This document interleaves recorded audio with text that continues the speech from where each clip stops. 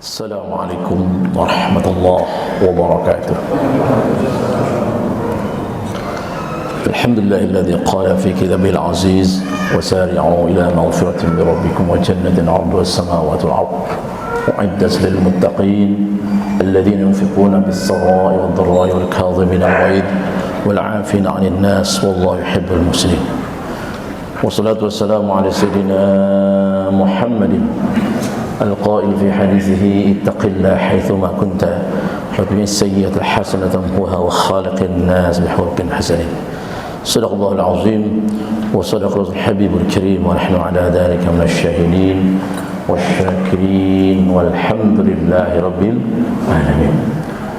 Bapak Ketua DKM Masjid Al-Aqsa beserta staf juga jamaah kuliah tarawih hadirin rahimakumullah.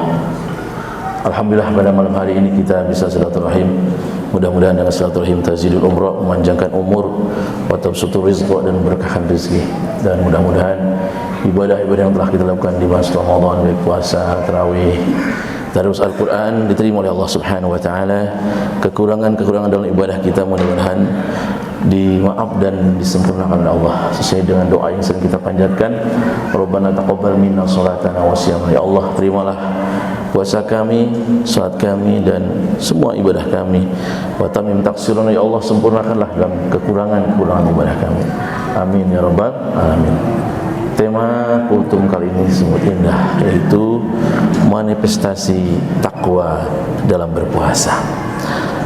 Allah Subhanahu wa taala berfirman dalam surat Al-Baqarah ayat 177, was-sabirina fil ba'sa'i wad-dharra'i hina al-ba's ulaika alladziina shadaqu wa ulaika humul muttaqun. Di antara ciri orang yang bertakwa atau manifestasi takwa adalah sabirin, sabar.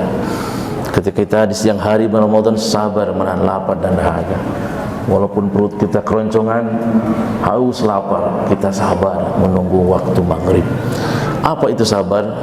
Syekh Jurjani dalam kitab Ta'rifat mengatakan, as-sabru habsun nafsi ala nafi ma taklu. Sabar itu menahan jiwa kita dari apa yang tidak kita inginkan. Rasa lapar, rasa haus, kekurangan harta dan lain sebagainya. Kita tahan.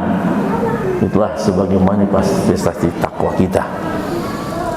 Dalam surat Baqarah 177, as-sabr ba'sa'i, sabar dalam ketika syiddatul faqri, banget fakir, kekurangan harta, krisis moneter, kekurangan ekonomi dan sebagainya, itu kita hadapi dengan penuh kesabaran. Itulah orang yang bertakwa. Wad-dharra'i, tafsirnya ay fil marad, ketika kita diuji oleh Allah dengan sakit, maka kita harus sabar. Sebab kalau kita sadari lebih banyak sehatnya daripada sakitnya. Betul tidak, Pak? Kalau kita hitung-hitung ya, sehat kita dengan sakit kita, Bu, masih banyak mana? Masih banyak sehat kita ya.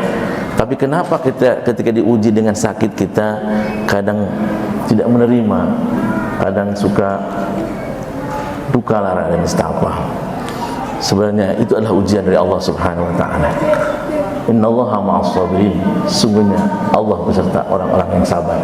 Dalam tafsirnya bin nasri wal auni, kalau kita sabar melaksanakan ibadah puasa selama sebulan penuh, sabar ketika diberikan oleh Allah sakit, maka Allah akan selalu memberikan pertolongan dan kekuatan kepada kita.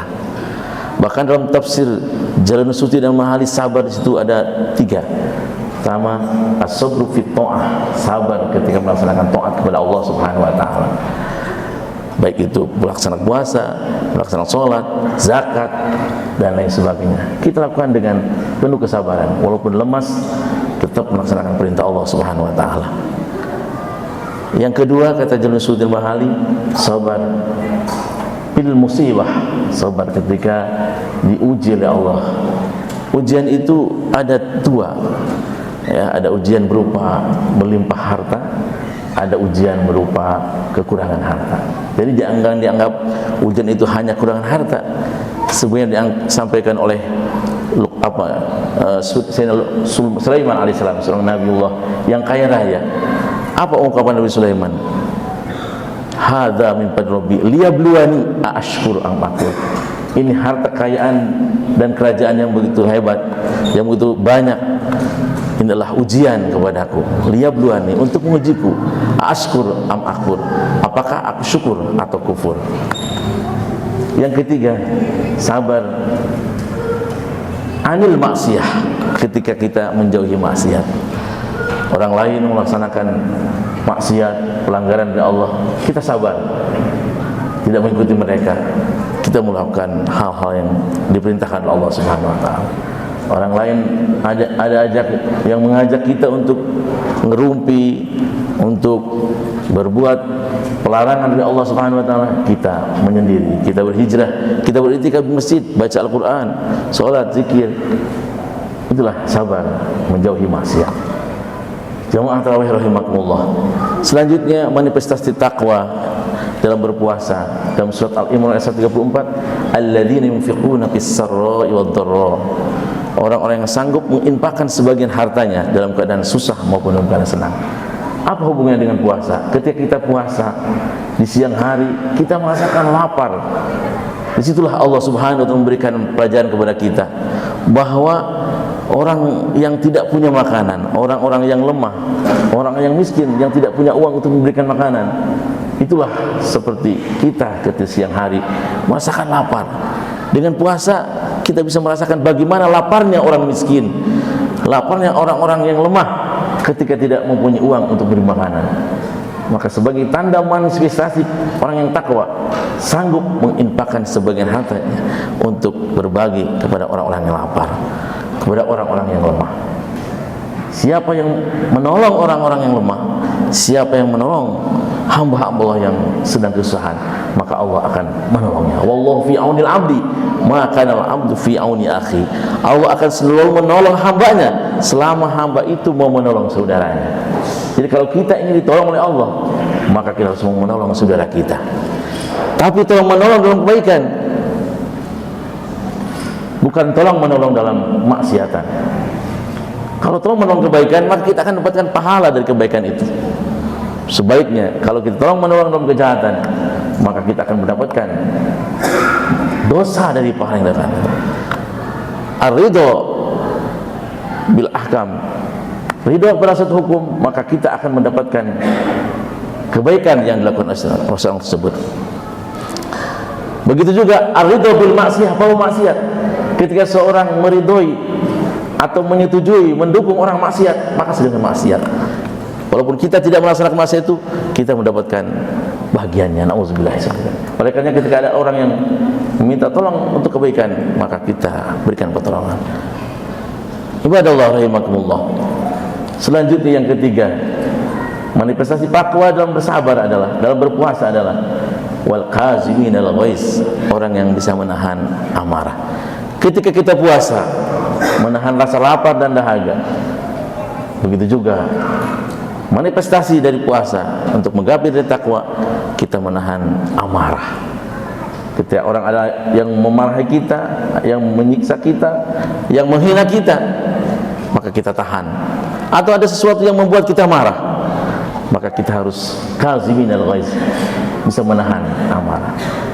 Kita sebagai manusia biasa, manusia normal, tentu ketika ada sesuatu yang membuat kita tidak enak, maka akan timbul rasa amarah. Tapi amarah itu harus kita tahan. Jangan sampai amarah itu tidak terkendalikan.